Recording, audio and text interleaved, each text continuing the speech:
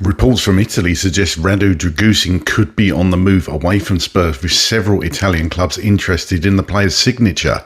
Spurs monitor Ajax forward Mika Godts, who managed 15 goal involvements so far this season, and Brennan Johnson now linked with a loan move to Ipswich Town, where he would become the top paid player in the Championship.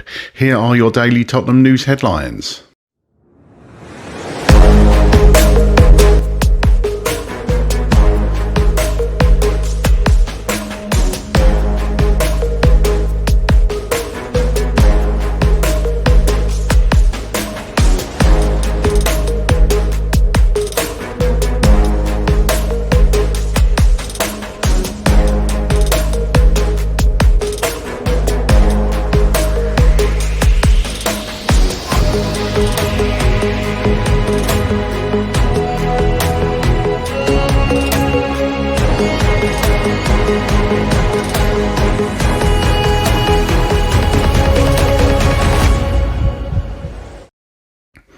Hello, welcome back to the channel. My name's Craig and here are your daily Tottenham news headlines, where I'll be going through all the latest news, rumours and reports. If you're watching on YouTube and are not already as yet subscribed to the channel, please consider doing so. Like, share and comment below. And if you're listening on an audio platform, please do hit that follow button and leave a review if you can. Okay, let's get into it. Sport Witness claim that according to Tutto Mercato Web, there is a very high possibility of Radu Dragusin moving to Italy in the winter market or next summer. It's claimed that Dragusin returning to Serie A is a more concrete possibility than ever. The Romanian international has a contract until 2030 and Spurs would want to recoup the €30 million fee they paid. The outlet claims a loan with a purchase obligation could be the best formula to convince Tottenham for January. A few Italian clubs would prefer a buy-in option instead of an obligation. TMW report that AS Roma could consider signing him, especially if Frank's side are willing to let him leave on loan. Napoli showed serious interest in Dragusin before he joined Spurs, and TMW say that they still hold him in high regard. It's unclear whether they are willing to make an approach. Tottenham sporting director Fabio Paratici is said to have given his approval to Fiorentina to become their new head of football. If he joins them, Fiorentina themselves could be an option for Dragusin. Football Talk state that Tottenham Hotspur are reportedly planning to make a move to sign Ajax Amsterdam star Mika Godts, as reported by Team Talk. After moving to the Johan Cruyff Arena from Belgian side KRC Genk a couple of years ago, the 20-year-old initially took time to settle before establishing himself as a key player in the starting lineup. Thomas Frank's side have identified Godts as a key target in case they fail to sign any of their primary quartet targets of Semenyo, Rodrigo, Savino and Dearman. Godts it is then. Tottenham sent scouts to watch him in action closely in Ajax's last two Eredivisie games against Feyenoord and NEC. However, the reports say that purchasing the Belgian won't be straightforward for the North London club, as Newcastle United are also interested in him. Godts is valued by around £13 million by transfer market and still has 3.5 years left on his current contract, so Ajax are in a strong position to demand a sizable amount of money if they are forced to let him leave next month. Godts is a left winger by trait, but he's also efficient in providing cover in the creative midfield position if needed. He has been compared to his compatriot and Belgian legend Eden Hazard. It remains to be seen, however, who Spurs eventually managed to sign to reinforce the front line next month. Football League World report that Brennan Johnson's immediate future under Thomas Frank has been a hot topic of discussion in recent weeks, with it widely being reported that whilst Tottenham are not actively looking to part ways with the 42-time Welsh international, a suitable offer could see their heads turned.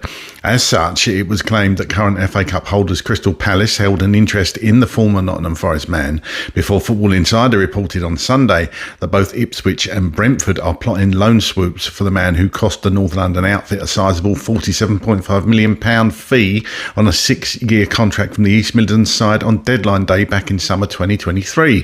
The report goes on to say that Brennan Johnson would have the largest overall salary in the 25-26 EFL Championship if Ipswich Town pulled off a shock loan for the player currently earning £100,000 a week at Spurs.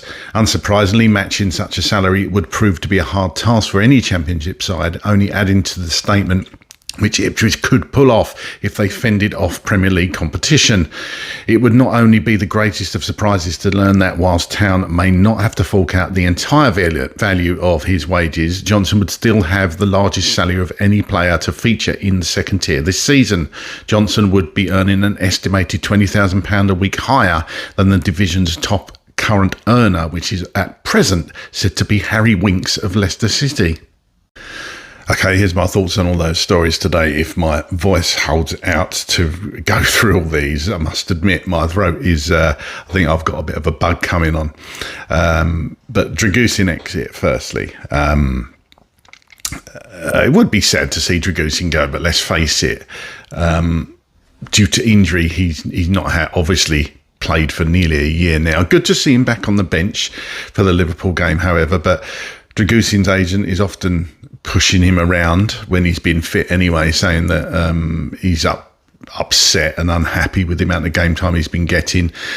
I've seen some good games from Dragusin and I've seen some not so good games. So for me, he's always only going to be a backup to Mickey van der Ven and Christian Romero while they're both at the club.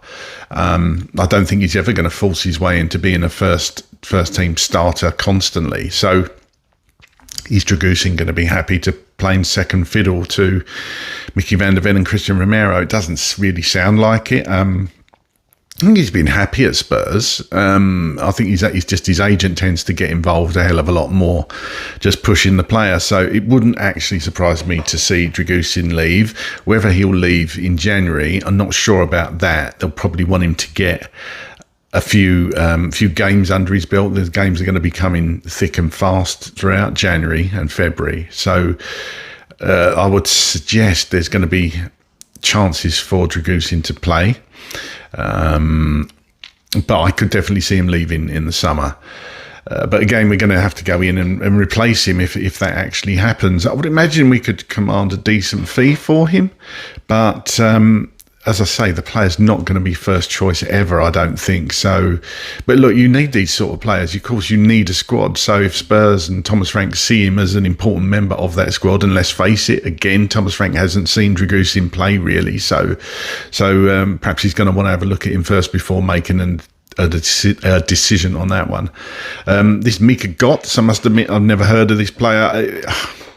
I always find it a bit frustrating when I hear Spurs linked with players like this, and I'm sure he's a very good player and his stats seem to back that up, but obviously in a lower league to the Premier League, it's a very different league he'd be coming into. This again for me is one for the future. It's not what we need now. We need ready-made Premier League players. Mika Godts is definitely not that. And the other four players that I mentioned there, that we should be looking at, the likes of Rodrigo and Savinho, you know, that's the sort of players we should be bringing in. Semenyo has politely turned us down, which is a great start, isn't it? Although not surprising. This isn't the sort of player we need to be. Look, one for the future, 100%, but we don't need players for the future. We need now players. And how many times have Spurs done this over the years where they'll bring in players that are possibly going to come good in a few years' time? You know, we've had the Archie Grays, the Lucas Bergwals, and both really good acquisitions, but there's a time and a place, and we need players for the now. We need players for the now. So while this player may be very good, come on, Spurs. We need players that can definitely hit the ground running, that have been there and done it. Oh dear, this club, honestly. Anyway, final story of today. Brennan Johnson possibly leaving for Ipswich. That would be an interesting one for Brennan Johnson, actually. I personally, last season's top scorer, I find it quite baffling that he's not getting much game time, but obviously Thomas Frank doesn't fancy the player. Quite simple as that. Would Brennan Johnson go down to the Championship? I'd suggest he'd still get in the Wales international team, but would Brennan Johnson want to drop down to the Championship? I think that's the main thing here. Been playing Premier League football for a good few years now and a really good goals return. Undoubtedly, he would absolutely smash it in the Championship, and then Ipswich would probably get promoted. And if this is just a loan, and he's playing more football, would the player go for that? He obviously wouldn't be taking a wage cut as such. So, yeah, it's a real interesting one about Brennan Johnson because he was so intrinsic to everything under Ange Postecoglou, and then it's funny how a different coach comes in and sees different things. And Brennan Johnson, as I say, top scorer last season, had that knack of coming in at the far post and just, people say he's just a tap-in merchant, but when you're scoring goals, of course he scored the winning goal in the Europa League final. So yeah, he was doing something right, but that'll be an interesting one if he does go to Ipswich under Kieran McKenna. As I say, I'm sure he'd absolutely smash it, but I guess that's going to be up to the player what he wants to do. Well, that's all from me today. Just a shorter one today because not too much news around with it nearly being Christmas. So I'd just like to take the opportunity to say thank you really to Chris for letting me do these videos, and to everybody who interacts with these videos, likes and subscribes and all that kind of jazz. It really does mean a lot. So we're hoping to bring you even more next year. So get down in the comments as always. Let me know your feelings as a Spurs fan right now. And yeah, that might be it from me. I might do a video tomorrow if there's enough to bring you. But if not, Merry Christmas. And as always, come on you Spurs.